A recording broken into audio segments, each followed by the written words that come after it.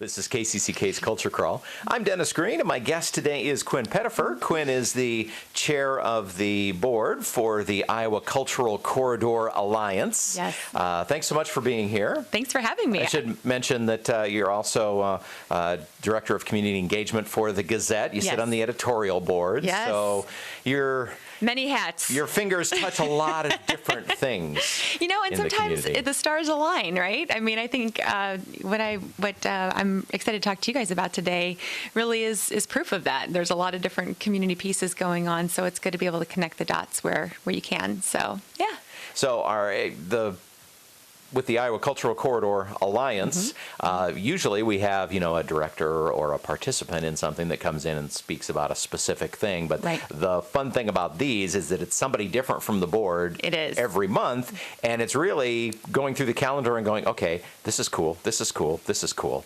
And so we get a little bit of a different perspective on what's going on in the community. Absolutely. And we're always excited to feature our members and the wonderful things that they're doing. That's really what ICA is all about. We have a collective go-to place where people can learn about just the various pieces of what arts, culture, and entertainment offerings are out there. And not only is it great for our community to just learn about what's happening, but it's also a really great learning annex and resource bank for those that live in that world. Because oftentimes, they're nonprofit organizations or they have limited resources, limited staff, and we hope that ICA can also be a place where you can share ideas, bounce ideas off of each other, borrow things, whatever. So it really is a win-win for everybody.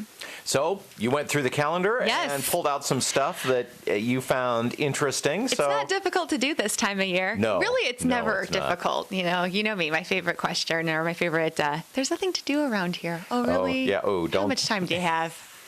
How much time do you have? But yeah, so there's a few things. First and foremost, the library, the Cedar Rapids Public Library, they are just near the home stretch of their Summer Dare reading program. It's been going on. It launched in June. And I've got to say, libraries just in general are doing some really amazing, innovative things. I mean, obviously, reading, education, early childhood literacy, those are all things that are very dear to a lot of different parts of the community.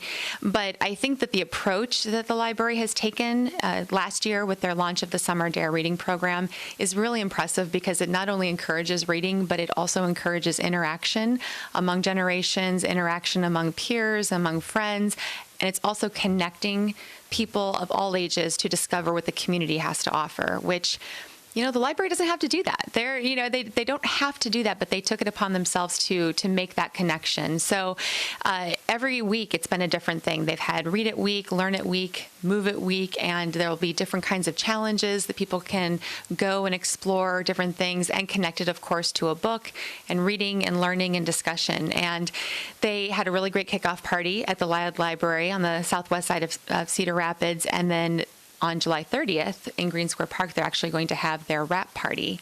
So this is going to be a celebration of all the readers that participated in the program. And I must say, it's not just for kids. So this reading program is for all ages. So it'll be multiple generations they're celebrating. They'll reveal how many minutes were read. They'll reveal how many participants they ended up having. I think they've got a record-breaking year, which is exciting. And then they're also just going to have some great entertainment. It'll be a fun morning. It's from 10 to noon in Green Square Park. There'll be a magician there, Jackson Green. Give him a plug. And he's also going to be doing he won't, but there'll be other people there doing face painting, bouncy houses, music, food trucks. They're also going to be doing a food drive, which is really exciting. Feed Iowa First, so you can bring a canned good or non-perishable food item and bring it and also support a really great cause. So that's really exciting, and I think it also spreads the message of what the library's intentions are, not only through this summer reading program, but moving forward. And that is the ending celebration is July 30th. It is, yes. Yep. So that will be the official wrap to the summer reading program through a party, but then there also will be some previews, I think, to some of their fall programming, some of the ideas that they'll be kicking around. So good stuff. Okay. Yeah. What else? Well, we have to move on to beer and brats because two of my favorite things. Absolutely. I mean, the marriage of those two is just a beautiful thing. The Amanas are hopping. If you've not been to the Amanas over the summer, this is kind of prime tour season. You also, of course, have Oktoberfest, but they have a lot of really great programs and things going on. If you've got family and friends coming in from town, I highly recommend that you check out the Amanas. I just took my parents there a few weeks ago, and it's great. I mean, I only live 15 minutes from there, and yet I feel like I need to make more of a commitment to get out there and discover. And the cool thing about the Amanas is not only the really great shops and businesses that are there, but it's also the festivals and the activities that they have going on. And the Beer and Brat Festival is going to be coming to us on August 6th from 5 to 9 p.m. And this is going to be hosted at Millstream Brewery, but there'll be kind of like a block party type of atmosphere. So they'll have mini beer and mini brat pairings, of course, Millstream beer, and then they're also going to have some live music from Ryder Company, which is exciting. And I think this is kind of a nice prelude to the fall time of year, which is when they really get into Oktoberfest and some of those bigger festivals that the Amanas are really known for. But it's a nice reminder. As I was looking at the calendar, I'm like, this really is a great time to be going and visiting some of our crown jewels of the region that you can't find anywhere else. So.